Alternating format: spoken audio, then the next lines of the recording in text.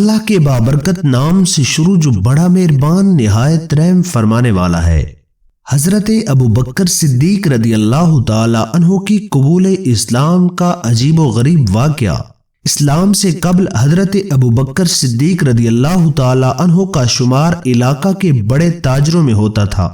ایک مرتبہ تجارت کے سلسلے میں آپ رضی اللہ تعالی عنہ ملک شام تشریف لے گئے۔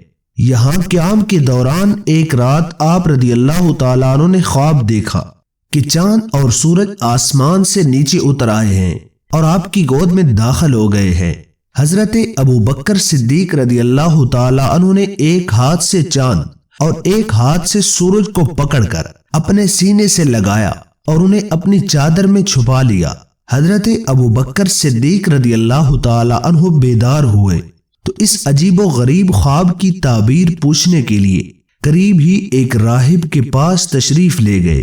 اس راہب نے سارا خواب سن کر آپ سے پوچھا کہ آپ کا نام کیا ہے؟ آپ رضی اللہ تعالی عنہ کہاں کے رہنے والے ہیں؟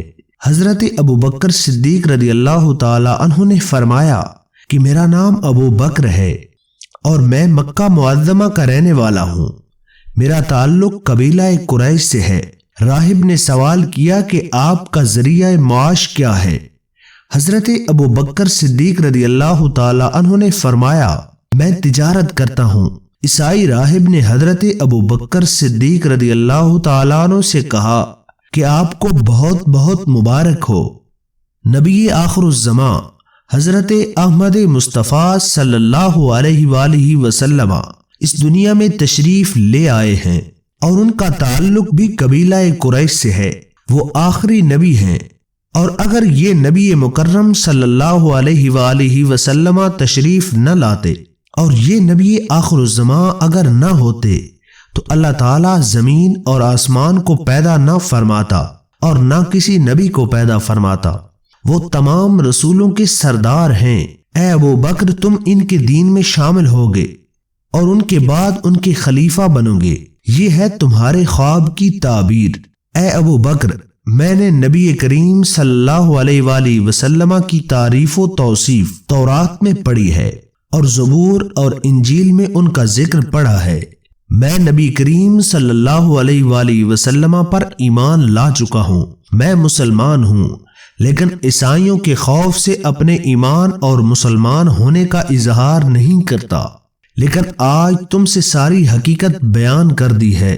حضرت ابو بکر صدیق رضی اللہ تعالی عنہ نے جب اپنے خواب کی تعبیر سنی تو بے حد متاثر ہوئے اور دل پر رقت طاری ہو گئی۔ آپ کے دل میں عشق نبی کا جذبہ بیدار ہو گیا اور حضور نبی کریم صلی اللہ علیہ وآلہ وسلم سے ملاقات کی خواہش میں شدت پیدا ہو گئی۔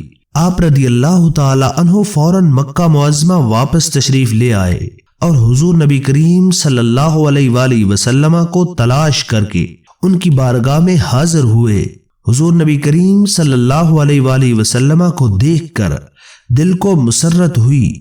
حضور صلی اللہ علیہ وآلہ وسلم بھی ابو بکر رضی اللہ تعالیٰ عنہ کو دیکھ کر مسکرائے اور فرمایا ابو بکر تم آ گئے، جلدی کرو کلمہ پڑھو اور دین حق میں داخل ہو جاؤ۔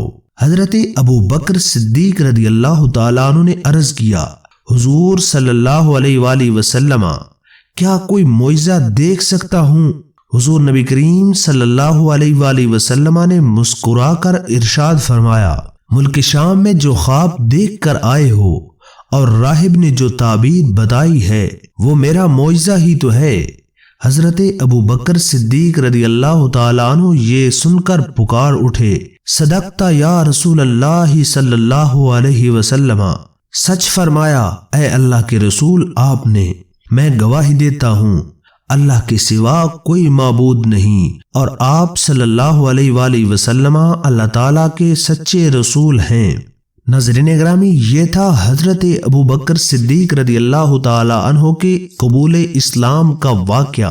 امید کرتے ہیں آپ کو یہ واقعہ بہت پسند آیا ہوگا۔ اگر واقعہ پسند آیا ہو تو اس کو لائک کریں، شیئر کریں، اور اگر آپ اسلامی واقعات، حکایات اور اسلامی دلچسپ معلومات حاصل کرنا چاہتے ہیں تو ہمارے چینل کو سبسکرائب کریں، بیل آئیکن کو ضرور پریس کریں تاکہ ہماری آنے والی ہر ویڈیو کا نوٹیفیکیشن آپ کو آسانی کے ساتھ ملتا رہے۔ تب تک کے لیے مجھے دعاؤں میں یاد رکھیے گا۔ ملتے ہیں نیکسٹ ویڈیو کے اندر۔ اللہ نگہبان۔